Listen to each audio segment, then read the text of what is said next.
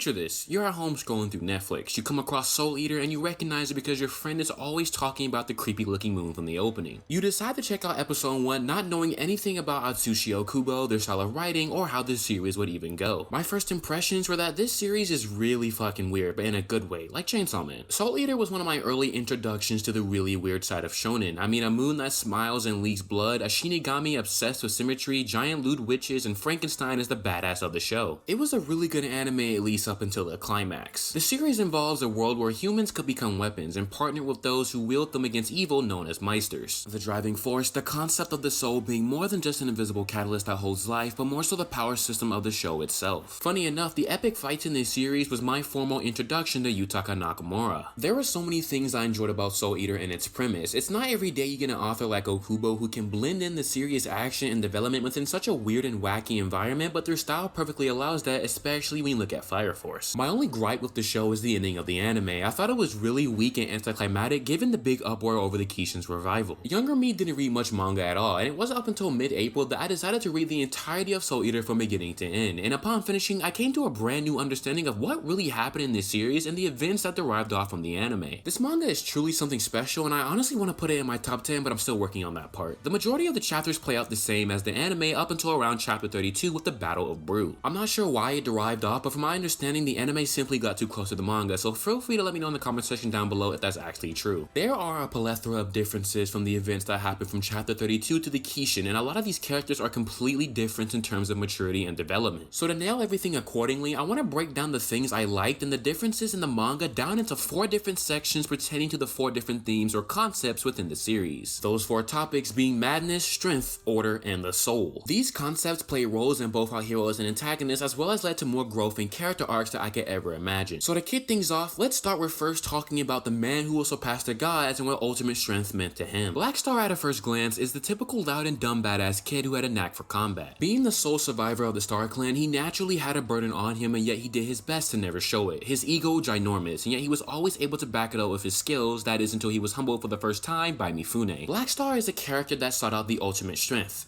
that surpasses the gods to take down the enemy and to hold his friends' conviction steady if they ever are knocked down themselves. His journey in the manga is something that I can only describe as incredible. At times it felt like he was the MC of the story because of how much depth and focus he was getting. His relationship with Tsubaki both have their wounds, with her brother becoming the catalyst for their enchanted sword mold and revealing her own burden as well as being from the Nakatsukasa clan. Black Star's dream being preposterous in concept was only met with consistent support by Tsubaki, hence them making the best Meister and weapon duo. I think my favorite portion of Black Star's character development comes from when he takes an absence from DWMA to his rematch with Mifune in the Capture Baby Yaga Castle arc. It was a much needed disconnect from the emerging situation for the duo, but most importantly, leading into Black Star's conversation with Nakatsukasa. It was this conversation that made it known that Black Star was maturing and his journey for strength has reached a new level. He vowed to clear the regrets of those who fell before him in the journey for strength and carry them to a new place, essentially bringing them back to life by becoming the warrior god with their burden on his shoulder. A powerful declaration that only one worthy of becoming the warrior god could achieve. Black Star's hunger for strength isn't just an insatiable hunger for power, but to ensure that nobody will ever look down on him or his ideals and respect him as well. Power itself is something that many of the opposing forces of this series crave, and thus leading into my next topic, order. Order itself can be brought about with power invoked. With Lord Death, it's no secret that the DWMA can be aggressive when needed, but what exactly is order in Soul Eater's universe? To put it simply, whatever Lord Death has in place typically goes. Those who are not on the death list shall not be killed. A simple concept for some, but not exactly that easy to follow. Justin is a prime example of a person who refused to obey the current order and even broke off to the Kishin. Even the witches, the society of people who crave destruction and curiosity, would never be able to abide by such a rule, especially if their experiments require the souls of innocents. Order is something that played a role in the character development for Death the Kid. Slowly but surely throughout the series, Kid was learning more and more about his father, the origin of their enemies, and things began to come into question. From Brew to Abon, what he thought he understood was truly something more. Upon coming face to face with the Great Old One of Power is where Kid's version of order begins to take shape. A society with an order that refuses to change over time will bring nothing but chaos, as shown in Psycho-Pass. Lord Death's order has been established for so long that it's time for a new one. Not necessarily one that requires the extinction of the DWMA, but one that may involve the coexistence of others who may think differently. One that will allow perfect symmetry of differences, solutions, and harmony. This is also something that Lord Death did not necessarily bend to while overseeing things with a strong reign. The most painful thing about this new order is that in order for Kid to create it, Lord Death had to step down, and that's exactly what he did with his death as Kid became a true Shinigami upon all his Senzu lines connecting. I also just want to say that Lord Death in the manga was a lot more emotional in comparison to the anime, and I'm glad we got to see this side of him before his final moments. Order itself is a concept that will have to gradually evolve with time, and it's also on the same coin and the opposite of madness. Madness was definitely the most interesting concept within the series because of how it's so intensely portrayed with facial imagery and really creepy spreads. There is madness in everyone and conveyed differently depending on the person. Black Star had some momentary madness, Kid giving into nothingness, Manga and Soul's usage of it, but I think the real victim of it all comes down to Stein. Stein's natural behavior had a bit of madness in itself, given his obsession as a scientist to dissect and discover, and it only got worse throughout the series as the Keishin's madness began to spread. Even Lord Death feared it, hence the creation of Kid being that fragment that would avoid ending up like Asura. The thing about madness is that it connects to almost everything I've talked about. To bring about order means to have the power or strength to do so, and too much power or abuse of it can bring a reign of madness. A triangular connection between everything and yet balanced with a sound mind and a sound body. There are those who understand madness and resist its temptation, and those who embrace to conquer it. Enter Krona and Medusa. Similar to Stein, Medusa was also a scientist, except her project being her own child Krona and the objective to become the new king of madness. The mindset of being mad was portrayed as a form of power within the series, giving abilities to those who weaponized it via black blood, and it is exactly why it's the opposite of order. You can also see the presence of it in things like Fire Force, though not as nearly as crazy and more so through the facial expressions reminiscent from Soul Eater. Another word to describe madness would be obsession, and that's a word that almost everyone can relate to something. For Maka, her madness somewhat lied with keeping up with the rest of her teammates in terms of power and getting stronger. Soul was the musician of madness, using the black blood through Maka via piano as a means of a power boost, and was also one of the main people to confront their own madness as well. Constantly running away from the Evans name and afraid to truly give it his all to avoid disappointment is something quite relatable. There's nothing more sour than giving 110% of effort towards something and the results feeling very lackluster, and it can lead to avoiding it altogether. Soul's conclusion of his character arc is definitely one of the most satisfying because he confronted that obsession of running away with some surprising pushes from Ogre, even bringing the title job with it. Krona ended up having a completely different conclusion as well, embracing the black blood after doing off with Medusa but showing his humanity one last time during the climax arc. Last but not least, what stands in the center of this triangular connection is the very thing the series is about, the soul. One of the first things we hear in Soul Eater is a quote from Maka: "A sound soul dwells within a sound mind and a sound body." This quote holds major significance throughout the series, with the antagonist showing what exactly becomes of those who don't have a sound soul, body, or mind. The way a soul is materialized and can be affected in various ways, from the madness to strengthening its connection to others via soul wavelength, definitely makes it one of the more interesting power systems. Those with strong wavelengths would easily overwhelm opponents, and sometimes souls can attack each other directly through a form of channeling. I really enjoyed how the series was centered around souls, collecting 99 of them in a witch soul, strengthening the connection between your partner, the visualization of the soul, but most importantly, how humans with a strong soul could even stand up to the gods. I have hope that someday somebody will graciously want to pick up Soul Eater once more and adapt the final manga content of the series. There's no doubt that when looking at today's climate of animators, directors, and techniques, Soul Eater would bring some of the best action and choreography manga has to offer, and with it wrapping up the story of Maka and Soul. In the meantime, we have Fire Force Season 3 in production, and hopefully Okubo takes a long time to rest, and someday they'll return with another story full of all sorts of madness. That's pretty much it for me though. As always, thank you for watching, and make sure to leave all your thoughts and comments about Soul Eater down below. Stay safe out there, and I will catch you guys in the next video.